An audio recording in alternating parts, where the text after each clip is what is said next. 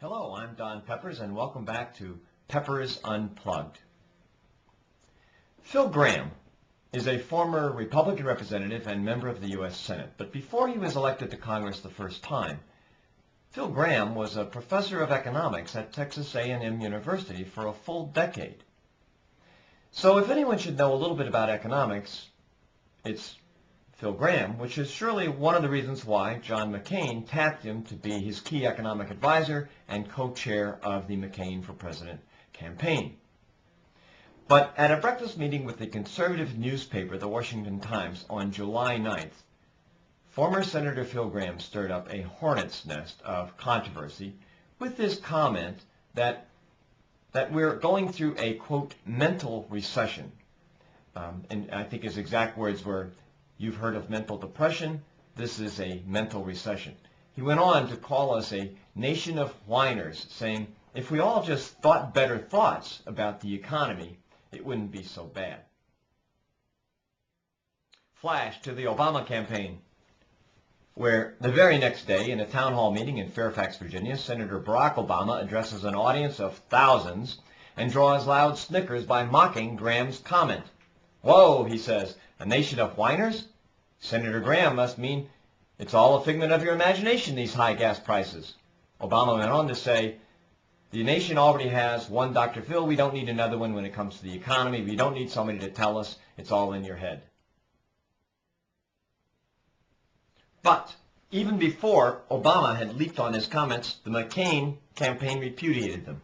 John McCain himself, from his campaign stop in Michigan, said, "I believe that the person here in Michigan who just lost his job isn't suffering from a mental recession.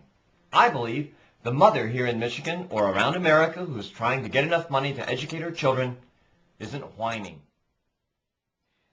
Now, anyone who can read a newspaper could tell by this point in the controversy that Gramm only had a few days left in his political career with McCain. And sure enough, by the end of the following week, he had stepped down as co-chairman of the campaign.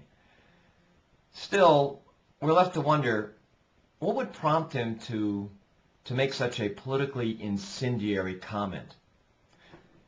Could there have been a grain of truth in what he said? Well, actually, yes, there was. In fact, Senator Gramm, from a purely technical standpoint, was absolutely correct. Because from a purely technical standpoint, the economic definition of a recession is 2 successive quarters of negative GDP growth. And so far, we haven't even had 1 quarter of negative growth.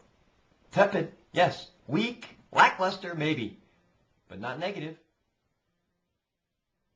Yes, despite the problems in housing prices and the financial industry, despite the high price of gasoline, somehow the economy just seems to keep crunching along. One economist, commenting in the Wall Street Journal on the Phil Gramm controversy, said, "We do have a lot of alarmists. It is becoming politically incorrect to suggest that the economy is basically sound."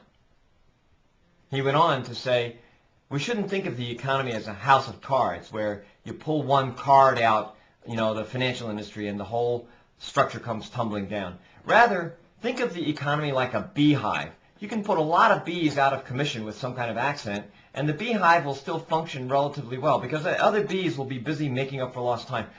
The economy, like a beehive, is a self-correcting mechanism." But there's a lot more to this than the question of whether Senator Gramm was technically correct or his remarks were politically out of touch.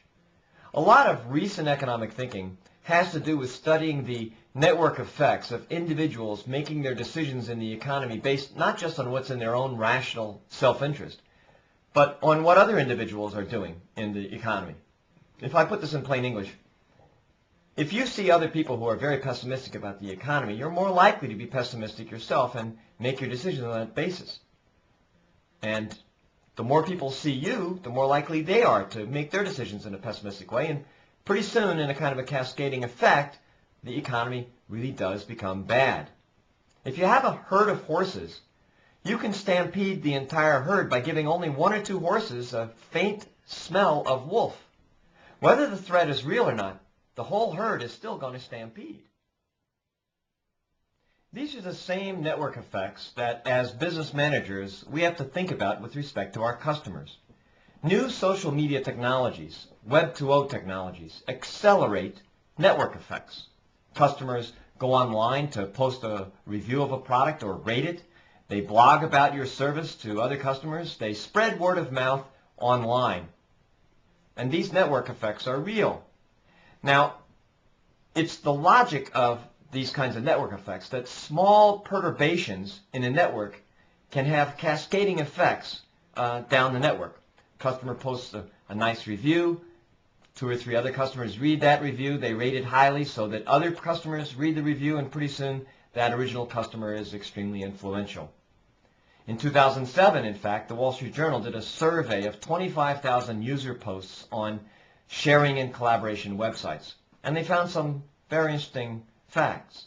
On Reddit.com, one of the most widely read users was Adam Feurer, and he posted reviews on software releases and so forth. His specialization was looking at criminal law and legal issues along with software. He actually did a great review of Microsoft Vista, including some of the anti-piracy protections in it and so forth. So the Wall Street Journal, realizing that this was this reviewer was an extremely influential reviewer on Reddit, they looked him up.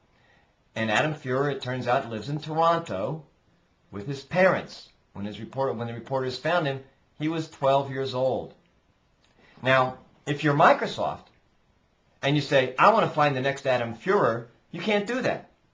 You can't find the next Adam Feurer. It's impossible to do. You can say for certain that there will be another Adam Feurer, but you can't find in advance who that reviewer is any more than you could predict whether it's going to rain in Chicago on May 12, 2010.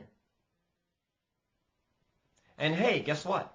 Sometimes your key customer influencers will just be off base, creating customer stampedes that are based on false threats, mental threats. In 2005, a blogger commented negatively about Dell's customer service, and that comment was picked up by one site after another until it cascaded into a storm of online outrage. It became known as Dell Hell. It was picked up by Businessweek and the New York Times. It substantially undermined Dell's reputation for service and actually affected its financial results. A later analysis by a British consulting firm concluded that a lot of the information that fed that incident was false. It was just bad information. So, is there a lesson here? Yes, there is a lesson. Stuff happens. Get over it. There's no substitute for having a trustworthy reputation, whether you're a politician or a profit-making company. There's no surer way to maintain your success than by earning and keeping the trust of your customers or constituents.